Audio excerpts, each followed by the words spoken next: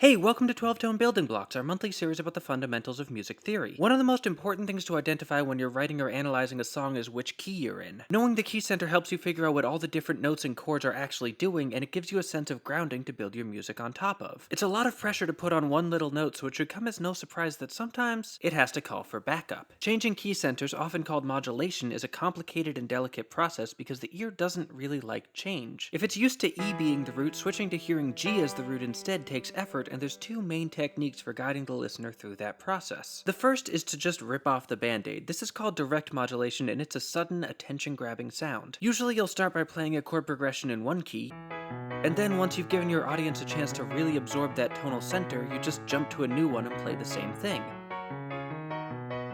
There's no warning, you're just suddenly somewhere new and your listener has to quickly adapt. Using the same progression in both keys helps because it gives them something to grab onto, but it's up to you whether you even want that. Direct modulation works best when the new root is relatively close to the old one. For instance, the example I played went from E to F sharp, which is only a whole step away. Jumping from E to, say, A would sound more abrupt and would be harder to adapt to. It's also much more common to see these moving up than down because their main use is to build energy. You can see that effect at the end of Beyoncé's Love on Top, where she just keeps shifting upward in what's sometimes called a truck driver's key change. Moving downward is doable too, but less common because it tends to feel like it's wasting away. The other technique, pivot chord modulation, is much more subtle. This works by using chords that the two keys have in common to help mask the transition between the two. For instance, we could start by playing an E major, then play some chords in the middle and suddenly wind up resolving to B.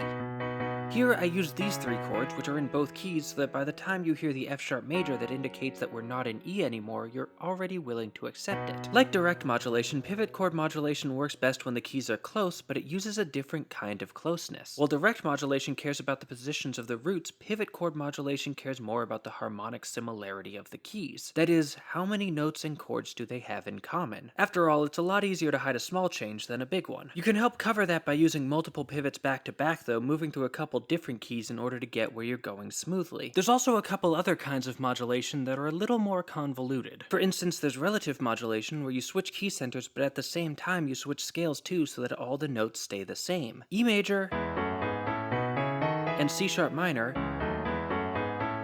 have all the same notes and chords, they just use them a bit differently, so you can flip back and forth between the two pretty easily. It's kind of like an extremely subtle pivot. And then there's parallel modulation where you change scales but you don't actually change the root. Shifting from E major to E minor changes the emotional feel of the piece, but the key center stays the same. It only counts if you stay there for a while though. If it's too brief, it's something else, which we'll talk about in another video. And on that note, thanks for watching. Building Blocks was made possible thanks to our patrons on Patreon, so if you want to see more stuff like this, please consider supporting. You can also check out our store, join our mailing list, like, share, comment, subscribe, and keep on rockin'.